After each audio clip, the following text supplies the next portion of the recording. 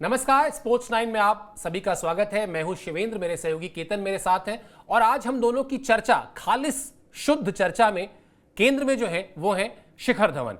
अब शिखर धवन जब हम कहते हैं तो दो तीन तस्वीरें बहुत साफ तुरंत जहन में आती हैं। एक, मूंछों पर ताव देना, दूसरा कैच लेने के बाद वो अपने जांघों पर हाथ मारकर एक नए किस्म का जोश पैदा करना।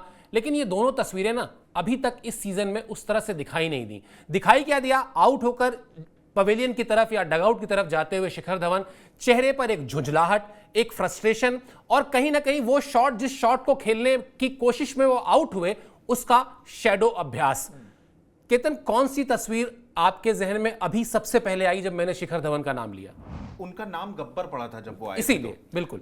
तो और मूछें ऐसी हैं, बाल नहीं हैं, पता चला कि वो हरियाणा से आया हुआ है। और वो जिस तरीके से वो उसके पहले आईपीएल में उन्हें खेलते हुए देख चुके थे, सचिन के साथ ओपनिंग करने आते थे, तो एक गब्बर वाली छवि थी। और जब उन्होंने सेंचुरी मारी, जो पहला उनका टेस्ट शतक था, और वो मारने के बाद उन्होंने जिस तरीके से वो अपना हाथ खोला और हल्का सा पीछे झुककर वो सब कुछ सोक इन कर रहे थे, तो ऐसा लगा कि एक गब्बर का उल्टा अगर कोई शब्द होता, पिंकी कह ले अगर से तो वो है ये आदमी। मतलब बहुत ही प्यारा सा, और वो एकदम पूरे सारे दांत दिखाती हुई मुस्कान।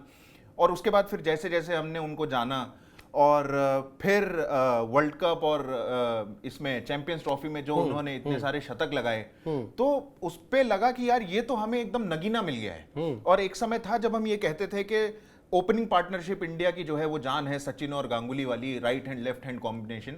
उसमें हमने मुंबई इंडियंस में देखा कितना अच्छा साथ देते थे ये। उस वक्त सचिन अपने बिल्कुल पीक पर थे, T20 वाले पीक पर उन्होंने जितना भी थोड़ा बहुत खेला, और उस समय उनका सबसे ज्यादा साथ दो लेफ्ट हैंडर ने दिया था, एक शिखर धवन और दूसरे अपने सौरभ तिवारी। शिखर धवन शुरुआत में पावर प्ले में बढ़िया निकल के मारते थे, सचिन अपना आराम से जिस तरीके से खेलते थे, और दोनों के दोनों अच्छे खासे रन बटोरते थे। बिल्कुल। तो शिखर धवन का इस तरीके का इंट्रो था। और उसके बाद से वो एक, मैं तो ये कहूंगा कि जो अभी तक ऑल टाइम ग्रेट्स ओपनर्स हुए हैं इंडिया के, उसमें से एक है वो। लेकिन ये उनका इतिहास है जिसकी वजह से हम उनको गब्बर के तौर पर जानते हैं। और जिस दौर में आप बात कर रहे थे ना, उस दौर में सचिन तेंदुलकर कुछ खिलाड़ियों के लिए कहते थे कि वो कैरेक्टर है। तो एक बार मैंने पूछा कि ये कैरेक्टर है का क्या मतलब है, तो उन्होंने कहा कि कैरेक्टर का मतलब वो खिलाड़ी जो बड़े जुझारू किस्म के हों, बहुत ही लाइट तरीके से अपना काम करते हो, मतलब अपने चेहरे पर कोई बहुत बड़ा संजीदा लुक दिए बिना बड़ा काम कर जाते हो। हरभजन सिंह को भी वो कहते थे कि ये भी बहुत बड़ा कैरेक्टर है। तो एक छवि वो थी शिखर धवन की, जिसमें हम देखते थे उनको कि वो आते थे, अपने अंदाज में बल्लेबाजी करते थे, वो बहुत ही आक्रामक शॉट्स लगाते थे। लेकिन इस सीजन में अब तक जो 5 मैच खेले गए हैं, मतलब अगर उसका शायद 50% भी दिखा होता तो आज मैं ये शो नहीं कर रहा होता, या आज हम ये बात नहीं कर रहे होते।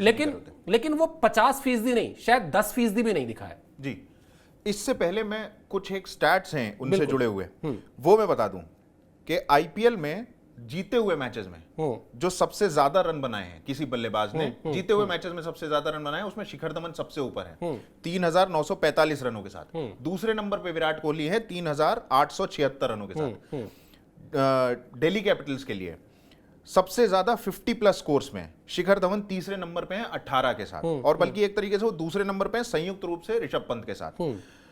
आप ये देखिए कि आईपीएल में सबसे ज्यादा चौके शिखर धवन ने मारे हैं 768। कोहली ने सबसे ज्यादा रन बनाए हैं 7500 समथिंग, धवन ने 6700 समथिंग बनाए हैं, वो दूसरे नंबर पे हैं। तो इस तरीके का उनका स्टैट है। आप कोहली से ही कंपेयर करेंगे क्योंकि इस समय सबसे बड़ा T20 का बल्लेबाज अभी भी, चाहे कितनी भी बातें हो रही हो, विराट कोहली है। विराट कोहली का स्ट्राइक रेट आईपीएल में 130 का है, धवन का 127 का है। कोहली का एवरेज 38 का है, धवन का 35 का है, दोनों में 3-3 का अंतर है। बिल्कुल। इस तरीके के स्टैट्स वाला खिलाड़ी जब हमें ऐसी परफॉर्मेंस करते हुए दिख रहा है, भले ही अभी मात्र 5 ही मैच हुए हों, जिसमें से एक मैच में उन्होंने 140 के स्ट्राइक रेट से 70 रन बनाए थे लखनऊ की टीम के अगेंस्ट 52 गेंदों में। तो जब वो इस तरीके की हमें पारियां खेलते हुए दिख रहा है, तो ऐसा एक क्वेश्चन आता है कि यार ये ऐसा क्यों हो रहा है। और आप एक तरीके से अगर देखें कि शिखर धवन को आखिरी बार खेलते हुए कब देखा था, तो याद नहीं आता है। बिल्कुल। वो धीरे धीरे फेड होते जा रहे हैं। और उसका एक वजह यह भी है क्योंकि हमारे पास पूल बहुत बड़ा हो गया है। एक ओपनर जाता है, उसकी जगह लेने के लिए 3 लोग लाइन में खड़े होते हैं। हमारे पास लेफ्ट हैंड, राइट हैंड, सबके सब आ गए। आपको किस तरीके का चाहिए आदमी? बिल्कुल। तो ऐसे समय में शिखर धवन पहले से ही लाइन में थोड़ा सा पीछे थे, अपनी इस परफॉर्मेंस की वजह से वो थोड़ा सा और पीछे हुए जाते दिख रहे हैं। अच्छा केतन, ये बताइए, जैसे किसी खिलाड़ी की अगर ये इमेज बन जाए कि भैया ये ज्यादा देर क्रीज पे ना रहे ना तभी अच्छा है टीम के लिए, ये क्रीज पे रहेंगे तो टीम हार जाएगी। अब शिखर धवन के जिस 70 रन का आपने जिक्र किया, जो इस सीजन में उनका बेस्ट परफॉर्मेंस है, उसमें उनकी टीम हार गई। इस सीजन में जो उनका सेकंड बेस्ट स्कोर है वो है 45 रन का, जो उन्होंने आरसीबी के अगेंस्ट बनाया, उसमें उनकी टीम हार गई। तो जो 5 इनिंग है उनकी, 22 रन, 45 रन, 70 रन, 1 रन और 14 रन। अब 14 रन और 1 रन को हम टेक्निकली मान लेते हैं कि उनको स्टार्ट मिला ही नहीं, लेकिन 22, 45 और 70 यानी उनको स्टार्ट मिला। लेकिन उसमें जो 2 बेस्ट स्कोर है यानी 45 और 70, उसमें टीम हार गई। क्या क्रिकेट फैंस जिस दिन ये सोचने लग जाएं कि भैया शिखर धवन ना ही रहे क्रीज पर तो बहुत अच्छा है, वो स्थिति कितनी भयावह होती है और क्या शिखर धवन वो स्थिति डिजर्व करते हैं? दूसरे सवाल का तो जवाब है कि बिल्कुल भी नहीं, क्योंकि शिखर धवन ने जितना कुछ भी अचीव किया है वो बहुत ही कमाल का है। 2019 वर्ल्ड कप में जब उन्होंने ऑस्ट्रेलिया के अगेंस्ट 117 मारे थे, उसी में उनको अंगूठे में चोट लगी थी और वो बाहर हो गए थे। तब तक वो 6 सेंचुरीज मार चुके थे आईसीसी टूर्नामेंट्स में। बिल्कुल। उनके ऊपर सिर्फ 3 खिलाड़ी थे जो 7 पे थे, एक सचिन, एक सौरव गांगुली और एक रोहित शर्मा। रोहित शर्मा ने तो मतलब क्या ही किया था 2019 में, उसके बारे में बात ही ना करें तो बेहतर है। ऐसा खिलाड़ी अगर उसके बारे में लोग ये कह रहे हैं कि यार अभी भी बैटिंग कर रहा है और ये गेंदे खा रहा है, लोग अगर ये कामना करने लगे कि वो आउट हो जाए तो ये बहुत ही ज्यादा डिसहार्टनिंग होता है। बिल्कुल। और शिखर धवन उन लोगों में से हैं जो सोशल मीडिया कंज्यूम करते हैं, ऐसा मुझे लगता है, जिस तरीके की उनकी एक्टिविटी रहती है सोशल मीडिया पे। वो तो अपने पापा को भी ले आए हैं, इंस्टाग्राम अकाउंट बनवा दिया उनका। तो उन्हें ये रिएक्शन जरूर मिलते होंगे और दुख जरूर होता होगा। और ऐसा होते हुए जब भी होता है तो वो अच्छा नहीं लगता है, ना वो खेल के लिए अच्छा होता है, ना वो खिलाड़ी के लिए अच्छा होता है। धवन कितनी जल्दी इससे बाहर आ पाएंगे, आ भी पाएंगे या नहीं आ पाएंगे, कहने को तो ये लोग ये भी कह रहे हैं कि भाई ये आखिरी सीजन है उनका। ऐसी बातें वैसे खिलाड़ियों के लिए नहीं कहनी चाहिए, क्योंकि हम लोगों ने बहुत सारे लोगों को बहुत बड़े बड़े कमबैक करते हुए देखा है। प्रवीण तांबे तो एक अलग स्टोरी, अप्रतिम उदाहरण है। मगर 100 की सीधी एक बात, वही आपका फ्रेज कि धवन के मामले में ऐसा होते हुए देखकर दुख होता है, सही चीज नहीं हो रही उनके साथ। अच्छा चलिए, अब इसको थोड़ा सा अलग तरीके से भी लेकर आते हैं। क्या ऐसा हो गया कि धवन जिस रफ्तार से रन बना रहे थे, अभी आपने बताया उनका करियर स्टैट्स, वो अब भी उसी रफ्तार से बना रहे हैं। हाँ। लेकिन ये खेल over a period of time इतना तेजी से बदल गया कि यहां पर 180, 190, 200 के स्ट्राइक रेट वाले बल्लेबाज आ गए और इस वजह से शिखर की चमक कमजोर पड़ने लगी। दूसरा, टीम में जो बाकी खिलाड़ी हैं जिनको ये 180, 190 या 200 के स्ट्राइक रेट से रन करने हैं, वो बेरस्टो हो गए, सैम करन हो गए या लिविंगस्टन हो गए, वो तो उनकी हालत और ज्यादा खराब है। तो क्या शिखर धवन जितना अपनी परफॉर्मेंस से टारगेट हो रहे हैं या किए जा रहे हैं, उससे ज्यादा कहीं वो जो 3 खिलाड़ी उनके इर्द गिर्द हैं, क्या वो भी एक वजह है बड़ी? देखिए, शिखर धवन को अगर आप शुरुआत से देखें, जब उन्होंने ओपनिंग करनी शुरू करी, इंडियन टीम में एक रेगुलर फेस बन गए। उस समय पर आप अगर स्टैट्स को उठा के देखें तो आपको यह समझ में आएगा, उनके पार्टनर एक वक्त पे सचिन होते थे, एक वक्त पे उनके पार्टनर रोहित शर्मा भी रहे काफी समय तक। इन सभी लोगों को शिखर धवन ने कभी भी मुश्किल में नहीं डाला, खुद रन रोक कर ऐसा नहीं किया कि उनके ऊपर दबाव कभी आने दिया कि भाई तुम मारो, आज मेरे से नहीं हो रहा। मारा तो लंबा स्कोर गया, वरना निकल लिए। और उस समय पर वो कंसिस्टेंसी के साथ रन भी बनाते थे।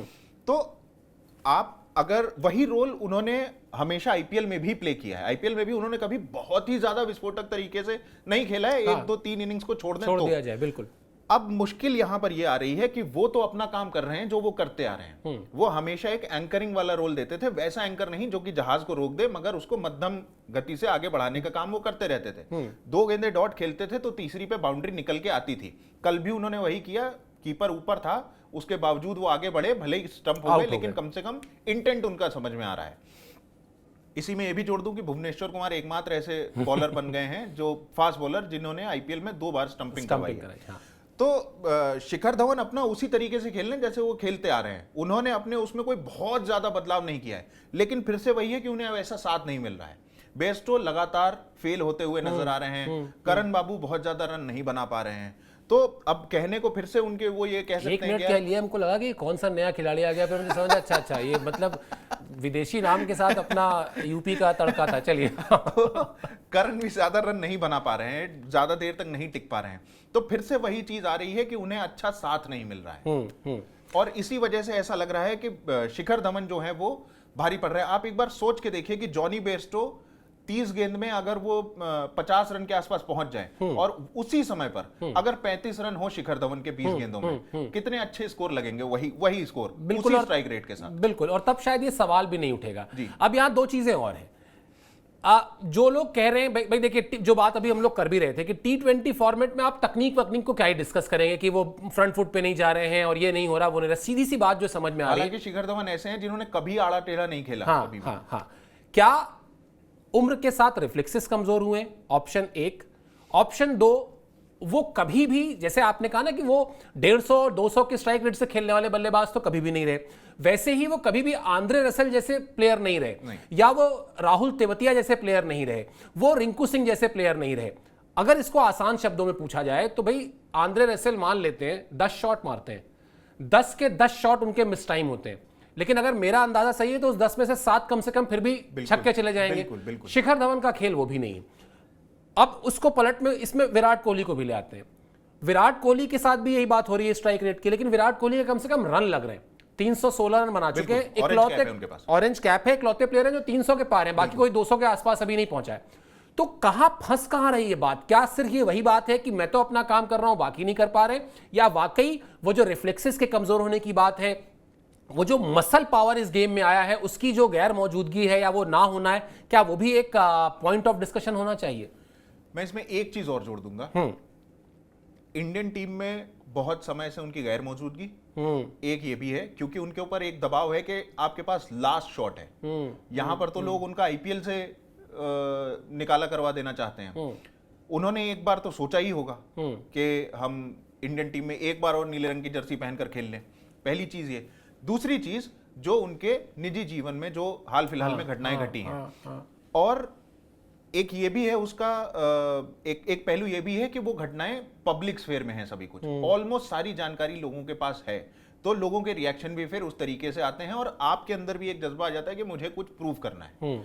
शायद इन सारी चीजों का एक घातक सा कॉकटेल बन गया है उनके लिए, जो उनके ऊपर बहुत ज्यादा बर्डन डाले हुए हैं। ये पूरी तरीके से मेरी थ्योरी है। कई लोग ऐसा बोलते हैं कि पर्सनल और प्रोफेशनल को नहीं मिक्स करना चाहिए, पर मुझे ऐसा लगता है कि आपके गेम में वो सारी की सारी चीजें, इंसान तो एक ही है तो दिमाग में ही सब कुछ। बिल्कुल। तो इंडियन टीम से जो उनकी गैर मौजूदगी रही है, खासकर 2019 के वर्ल्ड कप के बाद से, क्योंकि वहीं पर हमें अचानक से एक ईशान किशन दिखने लगा था, एक शुभमन गिल दिखने लगा था, रोहित और शिखर धवन की जो ओपनिंग पार्टनरशिप, जो ओपनिंग जोड़ी होती थी, तो हमें लगता था कि यार हम तो सॉर्टेड हैं। पर वहां से वो 117 उन्होंने मारे ऑस्ट्रेलिया के अगेंस्ट, और उसके बाद अचानक से वो गायब होने लगे। उसके बाद ईशान किशन आ गए, शुभमन गिल आ गए, हमारे पास 2 ऐसे नए लोग आ गए, और इसी समय पर क्रिकेट ने बहुत ज्यादा इवॉल्व किया, रन बनाने की गति थोड़ी सी बढ़ी, थोड़ी सी क्या, बहुत बड़ा एक गैप आया। वहां पर उस पिक्चर में जो ईशान किशन या शुभमन गिल रोहित के साथ जब ओपनिंग करते थे, तो जो पिक्चर बनती थी, वैसी पिक्चर अगर आप डुप्लीकेट करना चाहें तो उसमें आप एक किरदार शिखर धवन को नहीं रखेंगे। ये एक बहुत बड़ा असर पड़ा, जिसकी वजह से वो दूर होते गए, और उसका दबाव शायद वो अभी झेल रहे हैं। वैसे चर्चा जो है ना, मैंने जब आप स्टोरी को हम कंसीव करने के बाद प्लान कर रहे थे, मैंने कुछ लोगों से बातचीत की जो उनके करीबी भी हैं। किसी ने कहा कि वो डिसाइड कर चुके थे इस बार कि वो नहीं खेलेंगे, और उन्होंने अपनी जीवन की जो दूसरी पारी होती है ना, उसमें उन्होंने कुछ चीजें शुरू कर दी थी, समाज सेवा शुरू कर दी थी, कुछ और चीजें भी कर रहे थे। तो मुझे लगा कि शायद वो जो 2-3 ऑप्शन होते हैं ना भाई, आजकल तो पॉलिटिक्स भी एक ऑप्शन है, तो पॉलिटिक्स एक ऑप्शन हो गया, एक आपका समाज सेवा एक ऑप्शन हो गया, या ये दोनों आप आपस में जोड़ भी सकते हैं, कमेंट्री एक ऑप्शन है ही है। तो शायद वो इस दिशा में तो हरियाणा में भी होने ही लगी। सही बात है। तो शायद ये ऑप्शंस वो सोच रहे थे, लेकिन फिर फ्रेंचाइजी ने उनसे कहा कि नहीं, आप ये एक सीजन खेल लीजिए, हमारे लिए जरूरी है कि आप खेल लें। मेरा सवाल इसमें दूसरा है। मेरा सवाल इसमें यह है कि अब जो भी उंगलियां उठ रही हैं, या जो भी सोशल मीडिया में लोग बहुत ही ज्यादा फ्रस्ट्रेट हो गए, कई बार भला बुरा भी कह देते हैं, वो तो कोई नहीं जानता ना फ्रेंचाइजी ओनर कौन है और क्या नहीं है, और किस इस थ्योरी में कितना दम है। वो सब तो शिखर धवन को झेलना ही पड़ रहा है। और आपने जो बात शुरुआत में कही ना कि उनके नाम गब्बर का अगर ठीक उल्टा कर दें, कोई पिंकी या कुछ ऐसा, उनको जो करीब से जानते हैं वो ये भी कहते हैं कि वो दिल से पिंकी ही हैं, वो दिल से बहुत ही सॉफ्ट आदमी है, दिल से लोगों की मदद करने वाले आदमी है, बहुत यारों का यार जिसको कहते हैं ना, उस तरह की उनकी इमेज है, दिखाई भी देता है। क्या ये सब चीजें भी उनको परेशान कर रही होंगी? बिल्कुल, इसमें कोई दो राय नहीं है। आप चाहे वो आप हार्दिक पांड्या का केस ले लीजिए, चाहे आप थोड़ा सा दूर जाके आपको एक खिलाड़ी मिलेगा जो इतना मतलब फौलादी खिलाड़ी एंड्रू साइमंड्स, उन्होंने उनका जो क्रिकेट का जो एक सेकंड क्या बिल्कुल जो आखिरी का हिस्सा था उसमें किस तरीके से उन्होंने अपने रिटायरमेंट के बाद कई सारी चीजें बताई, या आप जोनाथन ट्रॉट को ले लीजिए, या आप मार्कस ट्रेस्कॉथिक को ले लीजिए, या हम विदेशी खिलाड़ियों की बात कर रहे हैं, लेकिन इन लोगों को बहुत असर पड़ा है जो कि हमें एविडेंटली पता चला है इन लोगों की किताबों में, इन लोगों के स्टेटमेंट्स में।